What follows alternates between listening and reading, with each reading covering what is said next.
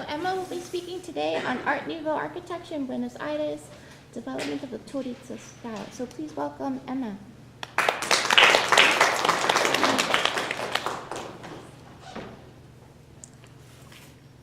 There's very little scholarship about Art Nouveau in Argentina. Even less studied is Art Nouveau architecture in the country, even though the capital city advertises itself as one of the Art Nouveau architecture capitals of the world. The sources available on this topic, both the ones in English and the ones in Spanish coming from Argentina itself and the rest of Latin America, give abbreviated accounts of the style's arrival to South America and service-level descriptions of influential Art Nouveau buildings. For this reason, my study will add a level of scholarly analysis that as yet does not exist about this subject. In my presentation today, which focuses on the facades of 3 Art Nouveau buildings built between 1900 and 1915, I will be looking critically at the development of a particular style of Art Nouveau architecture found only in Buenos Aires, Argentina. Although there are some similar characteristics common across all Art Nouveau creations, such as an emphasis on craft, line, organic forms, and highly decorated surfaces, architecture in this style varies greatly and is specific to its location of origin. The common characteristic between the locations around the world where buildings in this style were created is that these settings were all quickly developing and expanding cities experiencing economic prosperity. In France, Spain, and Italy, the particular forms of Art Nouveau architecture were all motivated by nationalist philosophies and the desire to represent their culture's unity, glory, and modernity. However, when architects from Italy and France employed Art Nouveau on the facades of their buildings in Argentina, the style did not represent their particular national aesthetic, but instead mixed elements from various different Art Nouveau architectural traditions present in Buenos Aires. This Art Nouveau mixture, present in facades designed by Argentines and foreigners alike, correlated with the rise in Argentine nationalism and a rejection of European cultural intervention. For these reasons, Art Nouveau architecture in Buenos Aires developed into a distinct style of its own, which is humorously named the Chorizo style, after a type of Spanish sausage with an unknowable number of sources. The facades of the Hotel Chile by Luis Dubois, opened in 1907, Casa de los Lirios by Argentine architect Eduardo S. Rodriguez Ortega from 1905, and the Confiteria da Molino by Italian architect Francisco Giannati in 1915 exemplify this transformation. In this project, I'll be looking at the Art Nouveau architectural styles of France, Italy, and Catalonia in Spain, and how their particular distinctive elements contributed to the development of this specific Argentine style. Before I go into detail talking about these facades, it is important to understand that these buildings are located very close to one another in downtown Buenos Aires. This area of the city, as you can see on the map, was also home to all of the governmental buildings, important cultural institutions, and at the beginning of the century, the homes of the upper-class citizens of Buenos Aires. Furthermore, this region saw the most physical change and modernization during these years studying my project. Literally only blocks away from each other, these buildings would have been in communication with one another. In this project, I'm analyzing the facades of these buildings because in the context of Buenos Aires in the first 2 decades of the 20th century, they had the largest, most diverse audience, and therefore were the most effective propagandistic tool. All 3 buildings were constructed during a time of great transition and growth in the capital city of Buenos Aires. After Argentina's independence from Spain in 1810, developments and railroads created an agricultural boom that brought great wealth to Buenos Aires, the foremost trading city in South America at that time. With trade came a substantial banking industry that strengthened the country's relations with titans in Europe and across the world. These changes created a new class of wealthy ranchers called porteños that used their resources to align themselves aesthetically with the European bourgeoisie in an attempt to establish themselves as part of the Europe-obsessed upper class of Argentine society. On behalf of the local government, as the 100-year anniversary of Argentina's independence drew near, they believed that their nation's capital was destined to be on par with important European cultural and economic hubs like Paris or London. The centennial celebration in 1910, based off of the World's Fair model, was meant to show the world Argentina's modernity and relevance. Using art and architecture was an important method through which they hoped to gain approval and be considered part of the world powers, which they so desired to be a part of. However, to accomplish this goal, the Spanish colonial style that aesthetically dominated the area and served as a reminder of their colonial past had to be replaced with the most popular architectural styles at the time, including Art Nouveau. With the new upper-class porteños serving as patrons and the government commissioning a facelift of the city in preparation for the celebration, Art Nouveau architecture flooded into Buenos Aires. On the left here, you can see a postcard both advertising the event and showing off the renovated European-style downtown plaza. And on the right is the Centennial Celebration-themed pack of cigarettes designed in the Art Nouveau style. Another reason why Art Nouveau remained part of the architectural landscape in Buenos Aires is the high rate of immigration to Argentina at the beginning of the 20th century, both from Europe and from other Latin American countries. In 1869, the population of Buenos Aires was 180,000. However, by 1900, there was over 1.5 million citizens, and just 14 years later, the number more than doubled, reaching over 3.5 million citizens in the capital city alone. To describe it another way, at the turn of the century, just about 1 out of every 2 inhabitants in Buenos Aires was a foreigner. When these European immigrants came to Argentina, most of the ethnic groups tended to maintain their national and religious identity, which is important because it means their aesthetics and styles were constantly present in the diverse makeup of the city. In the case of France, Spain, and Italy, their particular variations of Art Nouveau architecture first reached South America through imperialism and nationalist competition. These countries, many of which were in the process of or had already lost their colonial conquests around the world at that time, were eager to strengthen ties to the rising economic power and did so by using the preparations for the Centennial celebration as an opportunity to showcase their cultural superiority and modernity. In the post-colonial era, securing influence and power required different techniques to fulfill these colonialist goals. This meant that instead of military might and governmental control, these countries had to use their cultural exports to gain interest and popularity.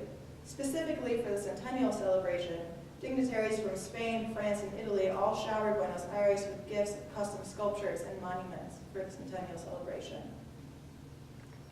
The Hotel Chile is a result of this initiative. Architect Louise Dubois left France after studying at the National School of Architecture and moved to Buenos Aires in the early 1900s. This building is his first solo project in South America, and although it was renovated in the Art Deco style only a few decades after it opened, it remains a functioning hotel in good condition. The Hotel Chile is located at an intersection in the main downtown boulevard on which the Centennial celebration would have taken place. The luxurious structure was meant to encourage high-class tourism from Europe and opened to the public in 1907, 3 years before the event. Important features on the facade of the Hotel Chile include the long, curving lines, organic forms, generous amounts of high relief, sculptural surfaces, and brightly colored mosaics. French Art Nouveau, however, including architecture, was based on the Rococo style that values symmetry and order, often resulting in significantly more subdued and controlled facades. France was one of the first countries in which Art Nouveau was an established style. Starting in the 1870s, around the time when Art Nouveau was emerging there, the Rococo revival movement was meant to harken back to the days when France was the clearly dominant artistic power in Europe.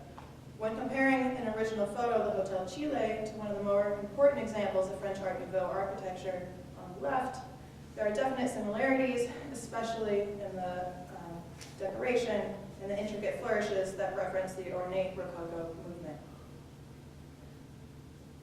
However, I argue that these mosaics, lines, and shapes are derived from Catalan Art Nouveau, specifically that of Antoni Gaudí and his followers. In the region of Catalonia in Spain, Art Nouveau architecture, as you can see in the examples on the right, broadly named Modernismo, combined Catalan artistic tradition, expressive symbolism, and an embrace of modern science and technology. Catalan architecture has a strong tradition of Moorish and Gothic influences, and many artists combine these elements with Art Nouveau motifs. Modernismo was famous for its dramatic, organic, fluid structures and surfaces, as well as innovations with the material of mosaic. Catalan Art Nouveau has perhaps the strongest impact or draw in Argentina. It was viewed as non-Spanish because it embodied Catalan, markedly anti-Spanish nationalism. As you can see in these photos, the undulating curving lines characteristic of Gaudí are mirrored in the facades of the Hotel Chile, curving over and around the rows of windows. The inclusion of brightly colored floral mosaic elements on the hotel, a decorative aspect that was not used in Italian or French Art Nouveau architecture, additionally strengthens this parallel. The form of the main cupola is more bulbous, organic, and curved than any other major feature on the facade, and is this way is the strongest tie to the Catalan Art Nouveau aesthetic. On the upper half of the cupola, there are 4 rounded cutouts, like 4 petals of a flower or the segmented wings of a butterfly, that allow the sky to show through. This decision to include such a unique, organic form for the most memorable and visible portion of the Hotel Chile shows that Dubois made a clear choice about its importance and chose to make the Catalan Art Nouveau an important part of the facade of this hotel. For these reasons, although the Hotel Chile may look like a perfect example of French Art Nouveau from far away, the many repeating curved lines, organic amoeba-like shapes, mosaics, and front cupola indicate that Louis Dubois looked outside of the distinct French tradition for this facade. The Confiteria El Molino, although not built specifically for the centennial celebration, was also a direct result of the economic changes in Buenos Aires and the influence of European culture in the city. The bakery was owned by an influential Italian businessman who hired a famous pastry chef and marketed the resulting company towards the wealthy Argentine elite and high-class tourists visiting Argentina. He also commissioned the building design from well-respected Italian architect Francisco Giannotti in 1915, who had already created many iconic Art Nouveau structures in Buenos Aires by that time. The Confiteria was abandoned in the 90s, and most of the original decoration was either removed or stolen. But as of last year, the Art Nouveau Association in Buenos Aires started restoring both the facade and the interior. Francisco Giannotti was formally trained in Italy, and during his time in Latin America, he worked with his brother, who ran a factory and workshop in the Art Nouveau hub of Turin, to import work of Italian craftsmen and artisans for him to use in these facades. Although there is no photo evidence, we have written accounts that the original facade of the building included classical figural statues in the round next to the balconies, which came to Argentina from his brother across the ocean. Italian Art Nouveau architecture, called the Liberty style or the floral style, was especially focused on bunches of sculptural decoration, almost always depicting plant forms in high relief. You can see examples of this abundant ornament around the windows as well as on the first story on the photo on the left. Although there are some parts of the facade of the Confiteria on the right that have relief sculpture, namely under the overhangs and around the cupola, due to the Liberty style's emphasis on dramatic decoration and relief, it is significant that the Confiteria in the El Molino, in comparison, appears almost restrained in its facade decorative elements. Similarly to the Hotel Chile, this building also includes elements of Catalan Art Nouveau architecture, most especially in the mosaic elements and the small scale-like metal roof tiles. The mosaic elements have been pretty heavily damaged due to the lack of upkeep on this building. However, you can see some of the decorative trim on the 2 photos on the left around the cupola. More impactful, however, is Giannotti's choice to use the small metal roof tiles, as you can see on this photo on the left. This particular style of roof was frequently utilized by Gaudí and his followers, as you can see from this unknown building on the photo on the right, in order to add an element of organic as well as to make sure the roofing could follow the curving structures of the Modernismo buildings. Perhaps the strongest, or at the very least the most memorable example of the Chorizo style can be found in the Casa de los Lirios, or House of the Lilies, built by Argentine architect Eduardo Rodriguez Ortega for a wealthy Porteño family in 1905. Ortega was known for working in the style of Gaudí and the Modernistas, and that source of inspiration is very clear in the facade of the building. The Gaudí-esque undulating, wavy effect is carried horizontally across the building by the balconies and delicate ironwork grills that wrap around and seem to disappear into the facade itself. While the balconies on the center section are separated from the rest of the row, and the 3rd floor's iron grille sweeps all the way across the stretch of the building, and the lines are connected by the middle area of decorated relief sculpture. The unusual sculpture at the top of the facade, which you can see on the leftmost and the right photo, is thought to represent Poseidon, or the god of the wind, which also adopts Modernismo's love for the dramatic and the eccentric. Although not relevant to France or Italy, it is important to note that the lily motif, which covers this house and gives it its name, is also a characteristic motif of Belgian Art Nouveau in particular. Additionally, the ornate relief sculptures on the brickwork and buttresses emulate the Liberty-style flourishes added on Italian facades, again on the photo on the left. As you can see on the right, the bunches of lilies around the windows and underneath the balconies draw a parallel to the floral style of Art Nouveau in Italy. These combinations of influences, all assembled on the facade of this home, show that Ortega's Casa de los Lirios was influenced by a variety of Art Nouveau architectural styles. Buenos Aires, Argentina is not the only city outside of Europe in which Art Nouveau architecture, brought by imperialism, transformed into a distinctive national style. We can also see this trend in the Art Nouveau hub of Riga, Latvia. Just like Buenos Aires, Riga was an important cultural and economic center in the Baltic region, was undergoing a period of rapid growth and development when most of the Art Nouveau buildings were designed and constructed. Also a relatively new country, artists, designers, and architects were encouraged to help develop a unified Latvian visual language that would help the young nation form a strong identity. In terms of Art Nouveau facades, however, Latvian architects, in contrast to what was happening in Argentina, incorporated recognizable traditional elements derived from a rich cultural history. As a result, we can still see this unique, clearly Latvian-style Art Nouveau architecture today. Around the same time as the centennial celebration, there was a rise in Argentine nationalism. These intellectuals were frustrated by the rise in immigration and felt that Europe's imperialist involvement in their country had erased the Argentine culture that remained.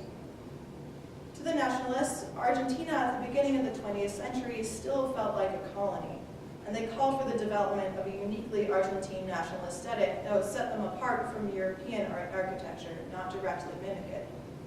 By 1914, political turmoil and internal violence within Argentina caused the traditionalist groups to adopt more extreme nationalistic ideas and assert themselves within the local government. In 1930, José Félix Uriburu led a successful military coup, ushering in a brutal dictatorship that completely halted the progression of Art Nouveau and Art Nouveau architecture. The act of mixing Art Nouveau architecture with pre-existing national cultural motifs was common in other cities like Riga around the world. What makes Buenos Aires' Art Nouveau architecture undeniably different and individual then is the lack of a historical, cultural style of art and architecture incorporated into the facades. There was no pre-existing visual cultural tradition for these architects to use except for the Spanish colonial architecture that the Argentines strongly desired to erase. Instead, architects Nouveau, Giannotti, and Ortega contributed to the growing architectural visual identity of Buenos Aires as a modern capital city. Altogether, these factors prove that the Art Nouveau architecture in Buenos Aires is unique to the specific context, both in visual characteristics and stylistic influences. Thank you.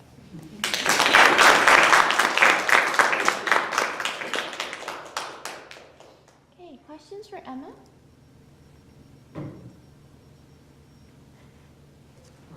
For the Art Nouveau found in Riga, about what time period? It was also at the beginning of the 20th century. Okay, so it's contemporary. Mhm. Cool.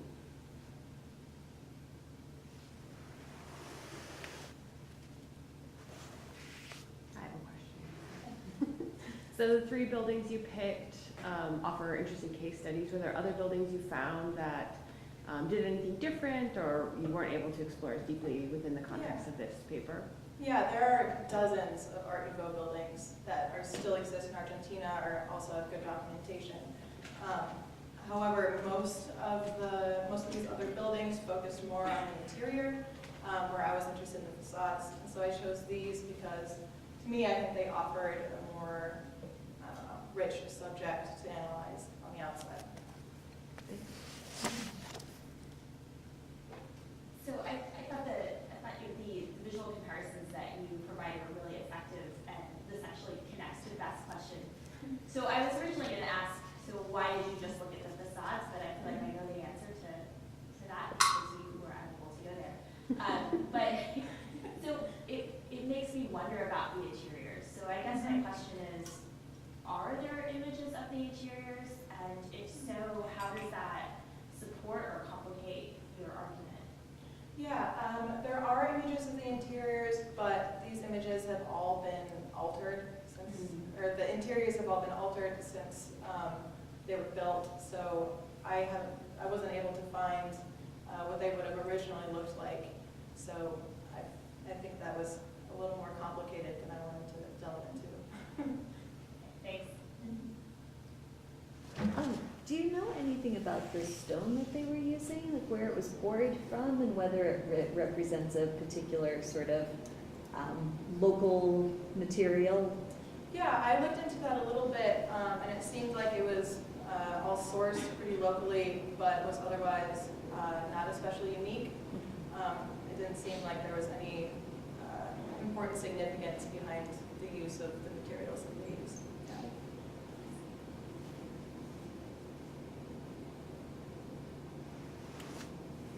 Great, thank you, Emma.